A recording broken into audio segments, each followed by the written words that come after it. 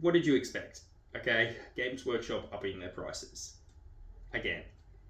They said in an email about 4%, but it seems like some products could be actually going a bit higher than that. On another note, they did state that their paints will not be changing in price, probably because they do have competition in that area. Of course, GW can put whatever the price they want on it because they don't have competition when it comes to their miniatures. Well, not really high competition. Like, we do have Trench Crusade coming up and we do all have that, but they're nowhere near the same level as Games Workshop as a company. And even with the tariffs, they did state on their email, tariffs are one of the reasons, even though the company did show massive profits. And if you do the maths, they could have also gone without the increases and just taken it on the chin with the tariffs, as many other companies are doing. And you do see a lot of other companies, even though tariffs have increased, they haven't upped their prices because they have competition. See, competition makes things healthy. And that is the issue, is that, as I said, Games Workshop doesn't really have the competition right now. And on another note, what surprised me was we were shown a couple of lists of all the things going up and everything, and it showed mainly in pounds. So if you're like me, Australian or New Zealand, we're going to get hit way worse.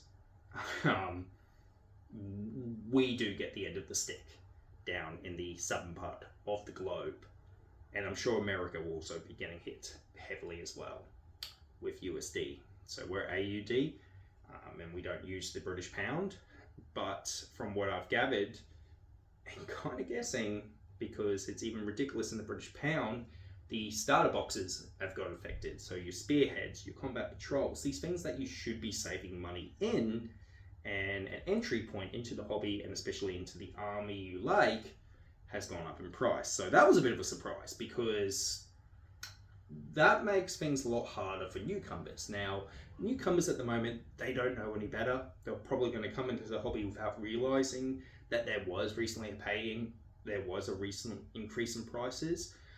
I've been in the hobby since 3rd edition. So when 3rd edition 40k, basically, I believe it was was it 3rd edition? I can't remember what edition it was. It was the one where it was the Blood Angels versus the Orcs and mono poses. And then the 2nd edition, then the edition after that, it was the Black Templars versus the Dark Eldar, what are now called Drukhari today because of trademark.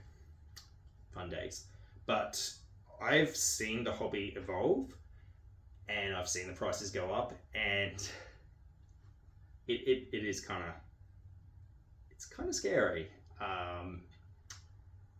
And as people who are just joining the hobby because they might have seen it through Amazon's secret level, or played Space Marine 2 the game, or got it through other details like books and everything like that, I don't think they understand how hard we've been getting hit by the stick. And really, it's kind of sad, because there's now me, a huge fan of Warhammer 1 posters and the helmets, and if you look right behind me in the mirror, that's all painted stuff there. I have my Old World Chaos Warriors army. I have my Age of Sigmar, Blades of Khorne and everything like that. I have multiple armies in 40k and way more combat patrols, because I like painting different types of styles, and that was a good way to get into it. And if I have a mate over and I want to get them into the hobby or play a game with them, or they're interested, they could have a choice of multiple armies to play with, whatever they felt like was the coolest. But with the price increase now, I cannot justify, as a father, someone who has a mortgage as well, you know, you've got to pay that, bills and everything like that, and other hobbies. Like I have a compound bow. I would like to shoot that sometimes. I have other hobbies. I got gym. Sometimes I'd like to buy new gym equipment and everything. Or sometimes I just want to like do crazy stuff with my wife and son. You can't justify it anymore. It gets to a point, and especially as a parent, and they'll notice that, is that when GW increases the price, if it starts going up in like the first digit starts to go up by like 1 or 2, a a lot of parents aren't going to really want to get their kid into the hobby. The kid will be like, oh, yeah, yeah, yeah. And they'll be like, okay, let's have a look in the store. They paint the first mini and all that. And then they see how much it costs. And that, if it's the prices I think it's going to be, as a parent, there's a limit. There really is a limit. And if it's something, and getting into the hobby, there's a 50-50 chance that your kid will stick with it or not stick with it. And it is a lot of money to put on something that you don't know your kid's going to stick to it. Okay? It is crazy, because then you've got to put into the account for paints and everything. And then also as well, most of the Games Workshops you can't even play at, because it's mainly a storefront. It's mainly for selling. It's mainly basically, if you bought something, get out, let someone new come in to buy something. Their focus has switched to new fans who don't know better, fans that they can basically BS and go, oh, you need this, and really making it hard on us old fans who kind of see through it now. We've been seeing it through remote for a long time, but basically we kind of go, And you don't want to say anything, because people who work in the store, that's their livelihood. You don't F with someone's livelihood. It's not their fault. It's the company's fault. But it is good for the company that they are doing pay increases, because those people really do deserve pay increases, especially with the type of fans some of the fans of Warhammer can be, and we know those type of fans. Okay? I like to think of myself as a pretty normal guy going in there and doing that, and I don't want to be mean, but I have in the past. They do fit the stereotype, and I can understand why those employees would like just normal G.I. Joe blokes and girls coming in. So I can understand the new fans and everything like that. But the issue is that basically, I think Games Workshop, the way how they're doing things, it's basically they don't really care much for the old fans anymore, because they do have those IPs now, basically selling their IP. So new fans are coming in, they'll empty their wallets out, and then they'll leave, and then more new fans will come in. But I don't think this is going to be my prediction, and I've heard it a couple of times from other YouTubers. I don't think GW is going to be making models anymore in 7 years or 10 years. I honestly don't think it. And from seeing it and seeing how much they do sell their IP, like to games and Amazon and everything, I think it's going to get to the point that they could keep the shareholders happy without making any more miniatures. Because if you think about it, if they're making more money on like gaming, on the video game front and on the movie front and book front, they don't need to make that model front anymore, because it might start dropping down. So this could be a tactic to price us out. It could be a tactic that they get this done before Space Marine 2's new update comes in and everything, and more fans get into it, or before Amazon gets into it. So then the new fans don't know any better. But this is just me having a shoot in the dark. But I think GW will eventually go away making miniatures. Because, let's think about it, it can only go so far. So, as much as I say, look, I'm going to still do the hobby, but I think when it comes to financial purposes, I'm going to pick maybe two main factions. My Blades of Khorne and my World Eaters. I'm not going to invest in any different types of army now. I'm not going to be like the Magpie, see something shiny and go, oh, that's cool, I want to start an army of those guys. And that's sad, because I do like painting different styles and everything like that. But if pay increase is what I think the pay increase is what I think it's going to be, the price increase, I can't justify it as an adult. I don't know who this hobby is for anymore. It's not for kids with pocket money, that's for sure. It's not for the parents, because parents now, they've got a lot of things like mortgage pricing and everything like that. They've got other things, bills to pay and the cost of living to worry about, and keeping a roof over their head and food in their children's belly. So it's clearly not for the parents. So I don't know who this is for, because even young adults are having trouble buying food and paying rent. So this could be not this pay increase, but maybe the next one or the next one after that, I feel like this could be something that might cause issues. And I love it where in the email they say, get what you need to get before the pay increases. So what they've done is they've added FOMO. And this is another tactic that GW does. And they do that when they start to sell old miniatures again and go, oh, get them before they go out. FOMO. And they are so guilty of doing that tactic so many times, it annoys me. I don't get FOMO from that anymore. I see these cool boxes and I'm like, yeah, that's cool, but I think maybe taking my wife and son to the movies or to the arcade or something is way cooler. Okay? And telling the truth, the people who are complaining about the price increases, I know you have a lot of backlog. Maybe it's time to not buy the new shiny thing, go over those old projects, sit down, make a timetable of each project, start off, if you've got like thousands of points in a backlog of a certain army that's not even painted and not even glued, start by making a 500 point army, and then work up to a 750, and then work up to 1,000. That's what I did with my Death Guard. And I'm a dad, and I've got so much stuff painted. And that's what I do. When I plan things, I start with small force, and then I extend on it. And I go, right, this is cool. This is a good starting force. If I want to play some games, I can. And then if I want to add a little bit more, I'll aim for that 750 point. And I go up by 250. Now, I know a lot of people are like, oh, but I like the 2000 and all that. If you have a whole army glued of grey plastic, when it comes to painting, it is daunting. And when having a game, it just hits something in your head.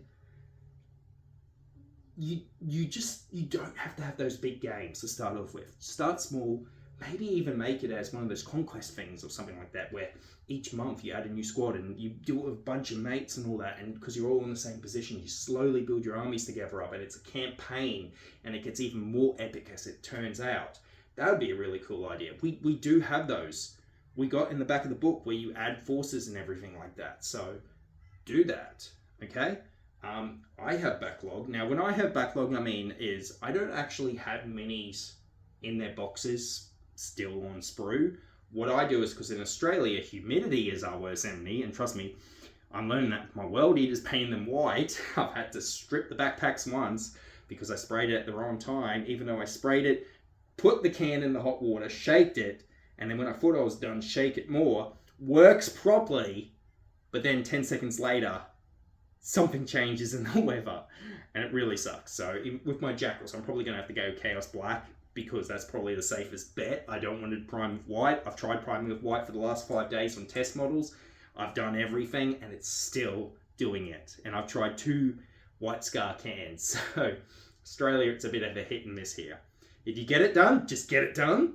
But for example, with my Uruks, my Uruk boys, see, these guys are primed.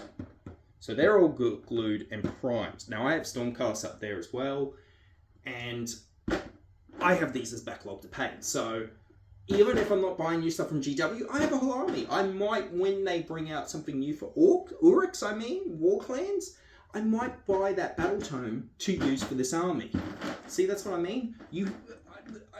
It annoys me because the guys who do make the complaining, I then see that they have a lot of backlog, and I'm just like, mate, you've done enough purchasing. Maybe it's time to get those models painted and build those armies up, because I have heaps of them and they're all painted. Like, okay, I'm going to take the camera here. I do apologize. As you can see, I've got the some of the white test models there. But as you can see here, we got a full army of Necrons, a full army of Iron Warriors, Grey Knights and Custodes. We've got Word Bearers. We've got Death Guard. We've got Nurgle Demons in that one. Each one of these boxes has 4 fully painted combat patrols. We have 2 there. That's 8.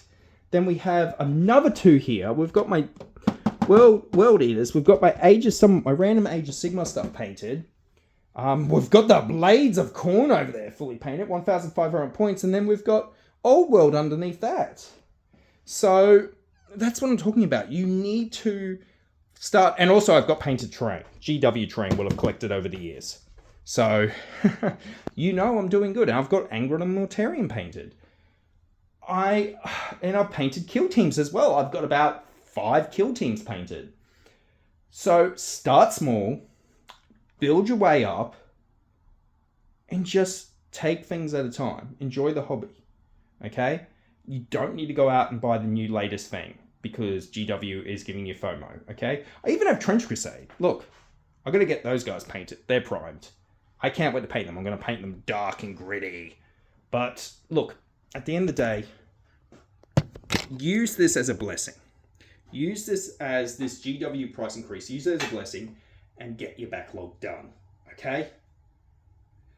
Because if they start to see sales dropping in models, they might eventually actually catch on and go, but it needs to take a lot of people. So I'm not saying, hey, let's, what's the word? Stop buying GW products, because you still need to buy sprays, primers, tweezers, paints, and the books and everything like that. But that's stuff that didn't go up in price. So that's going to show. And if a lot of people, a lot, this two ways can go. Basically, GW might have to sit back and go, okay, we do need to maybe be a bit smart with our pricing. But it would take a lot of people. So I'm not saying let's, I forgot the word. Where you all don't buy something. I'm just saying, buy the paints, buy that, and work on your backlog. Get those backlogs done. And you know what? I would love to see, I've got an Instagram, same thing, Core Night Gains. I would love to see those backlogs, pictures of those backlogs and everything like that. So if you're interested in sending those pictures to Core Night Gains on Instagram, and I only check it very rarely now on Instagram, I would love to see those pictures of your backlogs, and I would love to see you paint. And I would be like, dude, let's get this backlog done. Let's see how you go with it. And I'd love to see you from point A as you slowly get that backlog down and you start building these cool armies. Anyway, that is just my thought with the whole GW pricing and how we could see a positive come from it.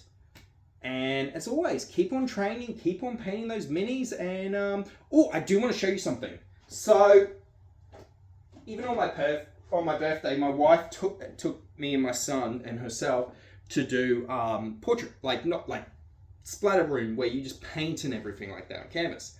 And of course I painted the corn symbol. I don't know if you can see it, but the white paint got affected with the red, so it looks like pink. But I like to see it as like frothy blood going down it. I like the drip. I love it. It's really good. I'm going to hang it up in my wall somewhere around here in my gym. And I'm really proud of this.